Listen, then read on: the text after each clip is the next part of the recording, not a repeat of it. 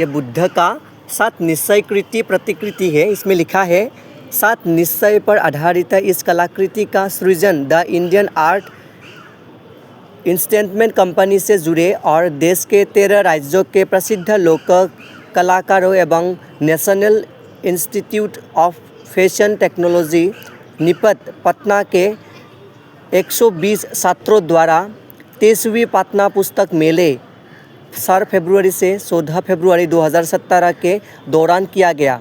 माननीय मुख्यमंत्री श्री नीतीश कुमार जी ने 4 फरवरी 2017 को पटना पुस्तक मेले के उद्घाटन के साथ ही इस कलाकृति में रंग भरकर इसका शुभारंभ किया था। ये कलाकृति एक प्रगतिशील बिहार की छवि एवं पहचान प्रस्तुत करती है। इसमें भगवान बुद्ध को पीपल के वृक्ष के नीचे साधना की मुद्रा में प्रतीकात्मक रूप में प्रस्तुत किया गया है।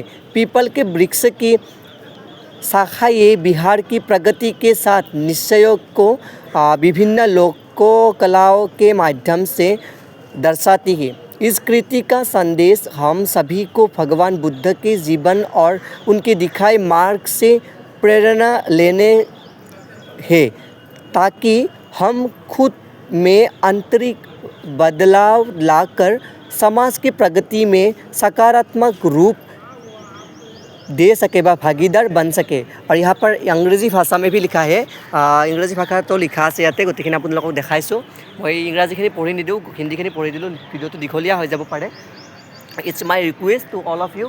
ये बिहार का जो चित्रकला का प्रसिद्ध प्रकृति है और यहाँ पर लिखा है जो पीपल वृक्ष का नीचे जो बुद्ध का बैठा हुआ है, बुद्ध का जो पीपल वृक्ष के नीचे बैठा हुआ जो मुख्य बिंदु है और वो जो आगे आप देख रहे हैं बुद्ध के सामने जो ग्रंथ है वो पाली भाषा में लिखा है, वो पाली लिपि का वो हस्ताक्षर है।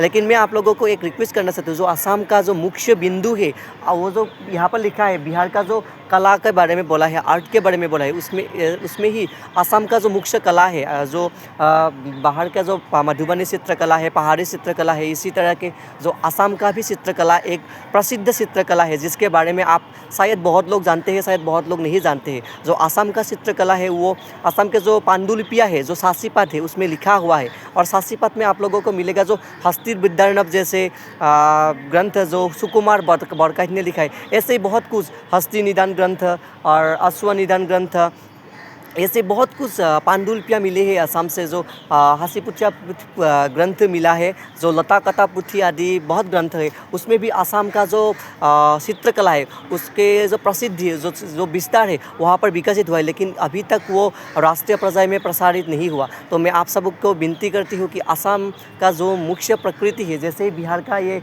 बुद्ध गया के जैसे जो बुद्ध का शासी स्तूप के जैसे जो पीपल वृक्ष के नीचे जो आर्ट बिहार का जो मुख्य केंद्र बिंदु बना हुआ है, ऐसे असम का जो मुख्य केंद्र बिंदु है उसे भी आप लोग प्रसार करें। और आप लोगों के प्रसार से, जो असमीज लोगों के प्रसार से ही असम का जो मुख्य केंद्र बिंदु सासीपात का जो मुख्य क्या होता है, जो आर्ट होता है, जो चित्र होता है, उसका प्रसार हो पाएगा।